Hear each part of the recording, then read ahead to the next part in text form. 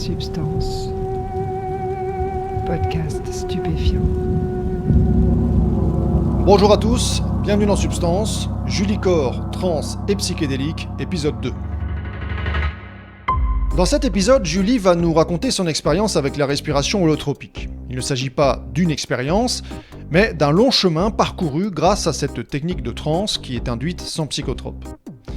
La respiration holotropique a été inventée par Stanislas Grof, un psychiatre tchèque qui vit aux États-Unis. Il a longtemps travaillé avec le LSD, dès les années 50, mais il a fait face, comme d'autres, à l'interdiction de la molécule à la fin des années 60. Il a alors mis au point une technique pour obtenir le même genre d'effet qu'il obtenait avec le LSD. Une technique collective de respiration qui passe par l'hyperventilation et qui peut provoquer des états de conscience modifiés, parfois très puissants. C'est ce que Julie va nous raconter dans cet épisode. Réglez le son, mettez-vous bien et écoutez, vous êtes dans Substance.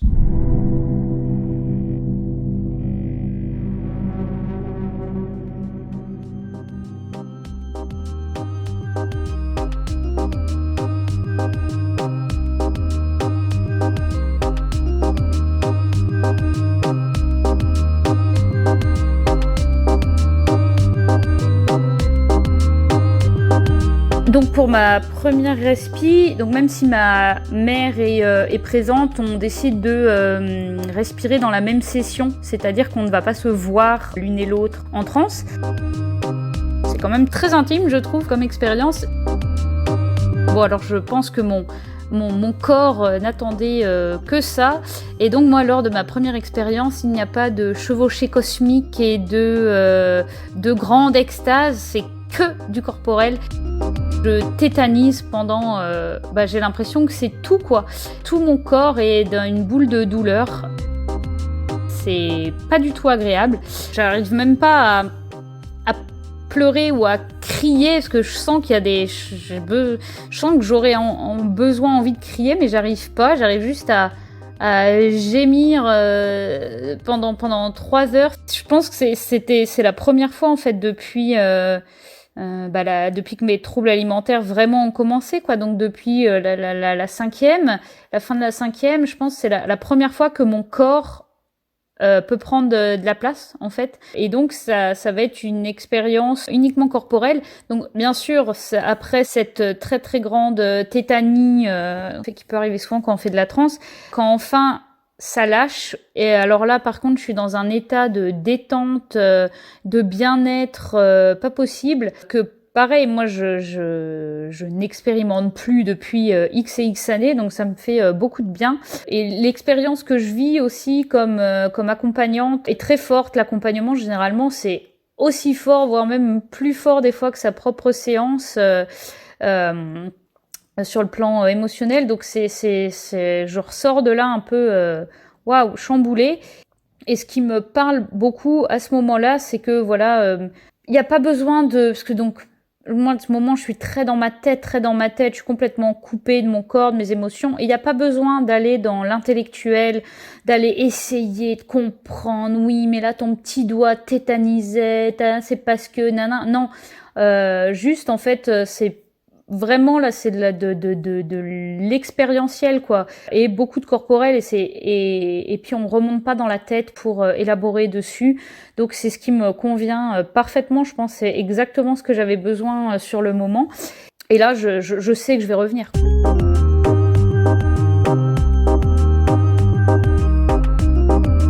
Les champs expérientiels qu'on peut visiter sont hyper vastes, et du coup ça se transcrit. C'est le freak show, quoi, c'est le cirque. Je pense que quelqu'un pas du tout au courant appelle l'HP et les flics direct, parce que comme c'est vraiment, donc ça s'appelle holotropique, qui tend vers le tout, on peut tout vivre. Et du coup, il va y avoir des personnes qui vont vraiment, mais on va voir l'animal, ils vont être un animal, donc ils vont se mettre à se comporter comme l'animal. Il y a les personnes qui vivent leur chevauchée cosmique, généralement celles-là elles sont avec un sourire béat sur leur matelas, et puis on les entend pas beaucoup. Il y a des personnes qui vont aller revisiter des traumas Et donc dans des situations d'abus, de maltraitance, toutes les situations où les personnes, parce qu'elles étaient trop petites ou trop je ne sais quoi, en tout cas n'ont pas pu se défendre, ou tétanisées ou sidérées. Donc là, il va y avoir vraiment des cris, des coups, des personnes qui vont tuer leurs parents, des personnes généralement qui osent jamais prendre trop leur place, là qui vont se mettre à gueuler. Pareil, des personnes qui généralement n'osent jamais déranger, pas trop prendre leur place, qui étaient dans un processus un peu calme et qui entendent les autres gueuler, là vont mettre à gueuler des injures et tout ça, et ça peut sembler trivial comme ça, mais quand on est en état de conscience modifié comme ça et qu'on a enfin accès à quelque chose auquel on n'a jamais eu accès de sa vie, c'est hyper libérateur, c'est hyper guérissant. Il y a quand même beaucoup de moments d'affection aussi, de danse aussi, de câlins, vraiment de se prendre dans les bras, voilà. C'est ça qui est génial, c'est que tout le monde a consenti au cadre, on sait que le cadre est là, est sécure, est présent, qu'il y a l'accompagnant. C'est engageant autant pour l'équipe qui encadre que pour les personnes qui participent, parce que voilà, pour pouvoir quand il y a de la colère à décharger, des coups, on va aller, voilà, il y a toujours plein de matelas, de coussins, présenter ça. Donc il y a vraiment des personnes, voilà, elles partent en match de boxe, elles se battent pour leur vie, littéralement quoi. Et ce qui est très marrant, c'est que comme on est quand même dans un état de transe très profond, parfois par exemple, mon accompagnant allait me dire « Punaise, t'as pas trop été dérangé là par l'autre à côté qui hurlait pendant tout ?» Et moi je dis « Quoi ? Il hurlait ?» Et j'ai rien entendu. Enfin, c'est assez fou, quoi. Vraiment, la perception du temps, de l'espace, de la sensorialité est vraiment modifiée. Et donc, comme on ne prend pas de substance, c'est vrai qu'il y a certaines personnes qui vont se dire, mais moi, ça peut pas marcher, c'est pas possible. Et donc, généralement, on leur dit, passe en deuxième, respire en deuxième. Et puis, quand ils voient ce qui se passe dans la salle, déjà, ils le voient, donc ils sont obligés de le croire. Et quand on voit, ah oui, non, d'accord, ok, ça marche quand même. Et surtout, moi, ça a été extrêmement libérateur pour moi aussi, vis-à-vis du jugement, du regard des autres, quoi. Et ça s'est transcrit quand même dans ma vie quotidienne, quoi, parce que déjà tout le monde est extrêmement bienveillant, mais aussi on vit des choses tellement extraordinaires. Oh, je sais pas, ça allège. Je saurais pas comment le mieux l'exprimer.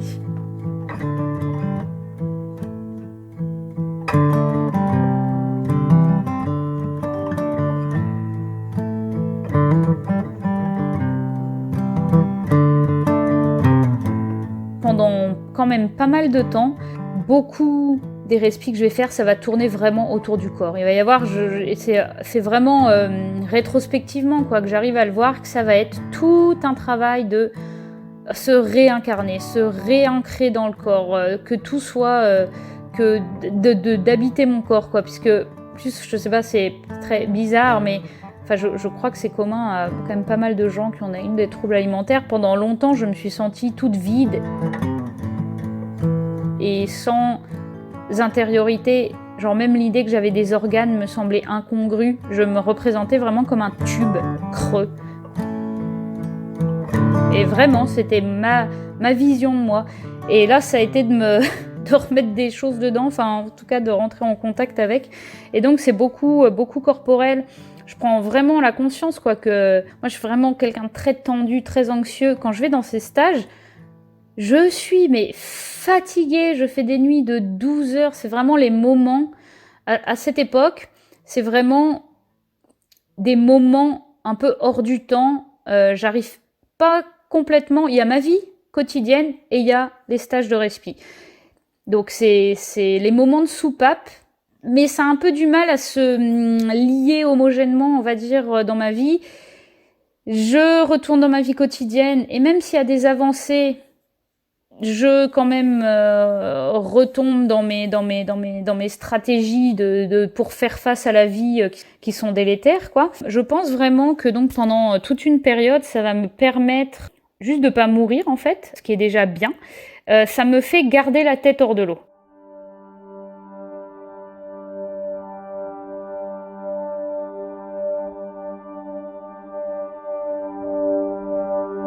durant une séance, j'ai ressenti très fort une présence féminine très, très protectrice à qui j'ai demandé de l'aide et puis que j'ai identifié comme la Vierge Marie, alors que je ne viens vraiment pas du tout d'une famille croyante, je n'ai jamais fait de catéchisme. Bon, je pense que je l'ai identifié comme ça, puisque voilà, je baigne quand même dans un bain culturel judéo-chrétien.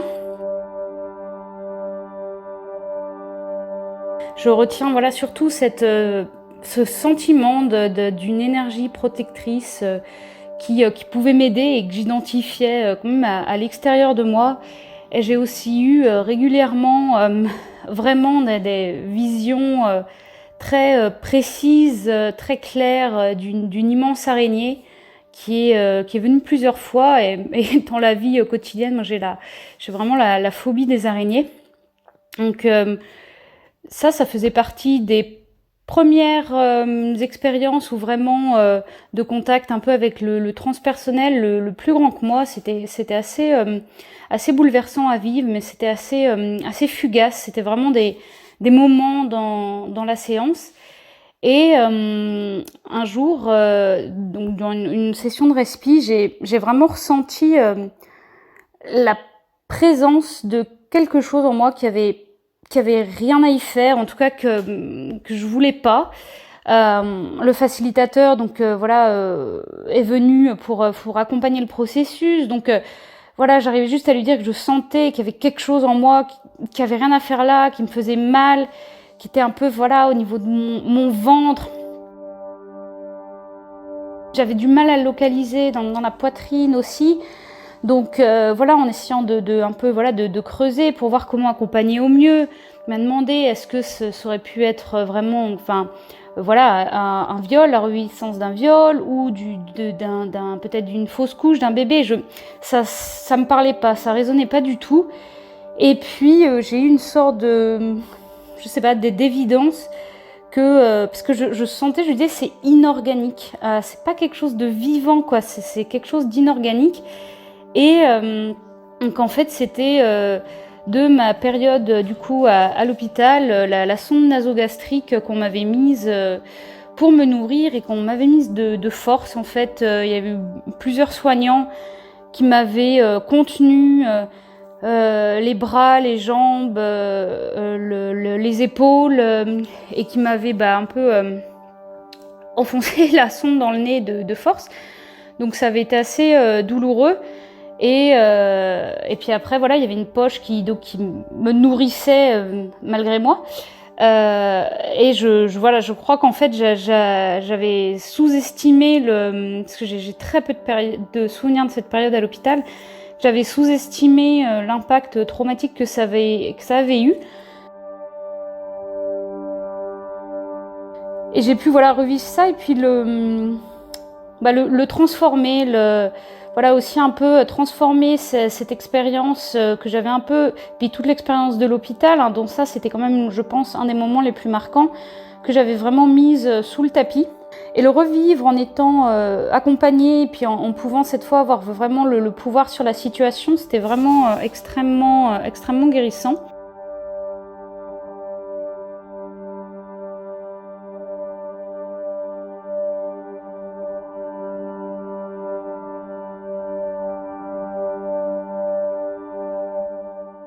Plus je pratique la respiration, alors déjà ça devient facile d'entrer en transe, parce que alors il y a des personnes qui ont vraiment des facilités incroyables quoi, ils rentrent direct. Pour les personnes qui ont du mal à lâcher prise, qui sont très dans le mental, un peu comme moi à l'époque, c'était quand même compliqué, ça me demandait un engagement, c'était un peu compliqué. Et plus ça va quand même, plus ça devient facile, et aussi plus le panel d'expériences que j'expérimente se diversifie. Donc ça reste beaucoup sur le corporel, mais pas que heureusement qu'il n'y a pas de ça, pas que de la douleur ou de la tétanie, mais aussi beaucoup... là vraiment plus peut-être ce qu'on peut s'imaginer, un peu le cliché de quelqu'un qui est en transe quoi, avec le corps qui va faire plein de mouvements et c'est vraiment des mouvements que je contrôle pas, c'est quelque chose, ça fait quelque chose se passe et beaucoup aussi après des choses plus, joyeuses avec mon corps, beaucoup aussi de danse. Et là, pareil, c'est de la danse intuitive, c'est des choses qui se font et commence aussi, une fois, je pense que le terrain du corporel un peu est déblayé, quoi, que le contact est repris.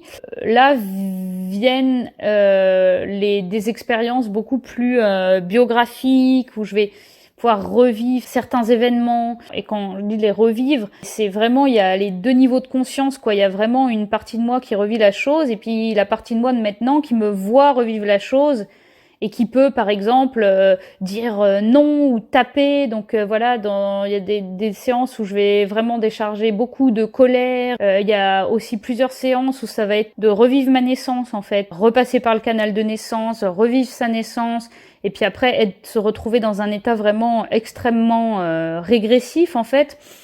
Donc je vais vraiment vivre tout le champ expérientiel qu'on peut avoir. À cette époque, par contre, moi j'ai pas de vision. J'entends beaucoup dans les partages des gens qui j'ai vu ci, j'ai vu. Moi j'ai vraiment pas de vision. C'est très du ressenti, c'est très corporel, mais même si j'ai pas des visions, je commence quand même à avoir des expériences de l'ordre du transpersonnel, donc qui est vraiment au-delà des limites du soi, de son ego. Et puis c'est aussi pour ça que je continue. Si ça avait été que de la douleur à chaque fois, je pense que j'aurais dit c'est bon, stop, quoi.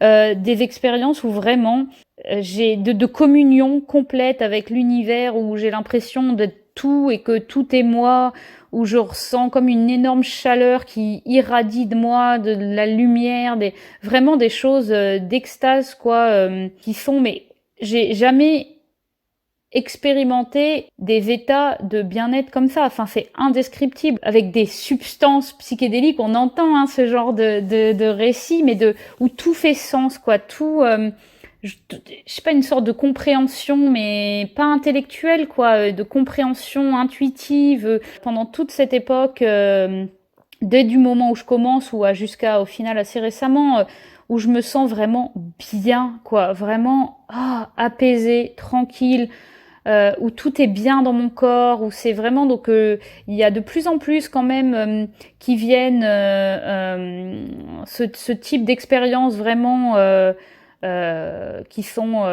qui aussi me font changer profondément mon regard sur la vie, sur les choses, sur mon système de croyances aussi, parce que quand on vit certains types d'expériences, moi je dis je crois ce que je vois, ou je crois ce que je ressens, là je le ressens, donc je suis pas obligée d'y croire, donc ça va quand même, ça commence tranquillement à bouleverser beaucoup mon rapport à mes troubles alimentaires, où je commence de plus en plus à me dire mais pourquoi je continue, pourquoi je fais ça, enfin pourquoi avoir envie d'arrêter mais pas pouvoir y arriver, et aussi quand même à commencer à toucher du doigt de bon, j'ai rien pris, j'ai pris aucune substance, j'ai ces états-là de bien-être, ça veut dire qu'ils sont accessibles quand même, ça veut dire que je peux expérimenter ça aussi.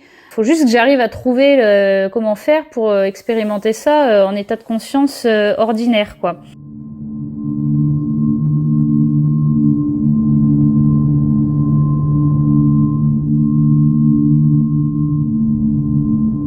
Ma dernière expérience de respi, donc qui remonte à fin janvier, puis qui a été, je crois, en tout cas si ce n'est la plus forte, parce qu'elles sont toutes très fortes, toutes les expériences amènent quelque chose, amènent ce qui a besoin d'être amené au juste moment, mais là qui a été vraiment, je n'avais jamais vécu comme ça. Ça vient comme une évidence, un rituel d'incorporation. Voilà, je peux pas le dire autrement, j'ai senti une forme d'énergie, j'appellerais pas ça une entité, mais d'énergie.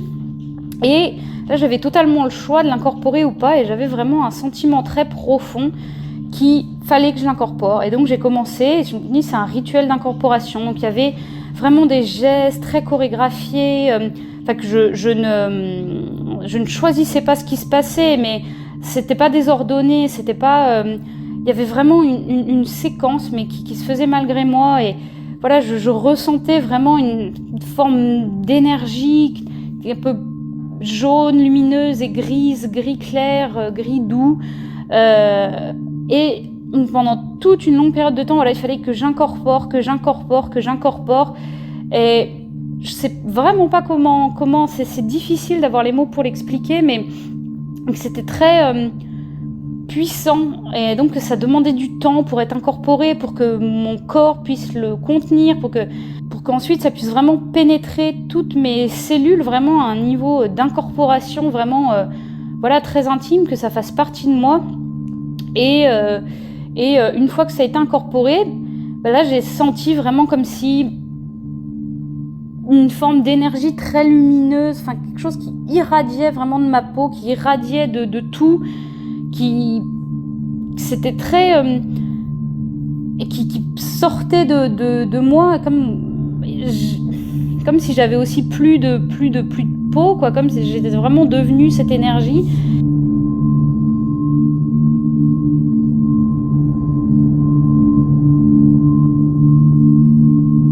C'est un peu ce qui est compliqué avec les expériences transpersonnelles, c'est que ça dépasse le vocabulaire qu'on a.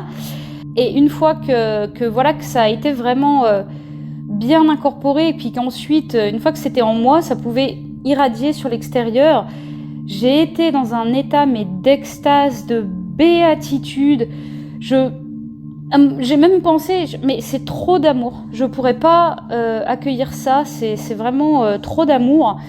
Et puis en fait, après, je me suis vraiment baignée là-dedans, je sentais ça ruisseler sur moi, donc c'était extrêmement fort, extrêmement puissant. Et ce qui est vraiment, moi je trouve fascinant, c'est que tout ça sans substance psychédélique extrêmement fort. C'est vraiment une des expériences, je pense, les plus marquantes de ma vie. Et ce que j'ai partagé par la suite, c'était vraiment que là, j'avais un sentiment très profond que des choses que j'arrivais pas à conscientiser, qui n'arrivaient pas à mon intellect, mais un ressenti très fort, que des choses très profondes étaient à l'œuvre, des changements vraiment très marquants.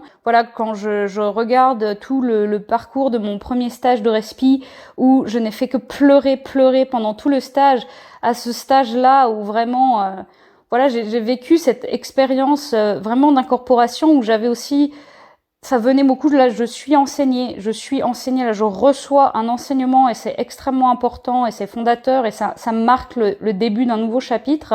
C'était une expérience vraiment significative, et donc tout ça n'a fait que renforcer ma confiance absolue dans le processus à l'œuvre, à ce qui se passe en respi, que les choses arrivent au juste moment, et qu'en fait on ne vit que ce qu'on est prêt à accueillir, et qu'on peut vivre des expériences de transe extrêmement puissantes sans forcément aller traverser le continent pour aller prendre des plantes en Amazonie, mais qu'on a en fait tous ce potentiel d'avoir accès à ces états absolument sans substance. Donc je trouve ça absolument génial.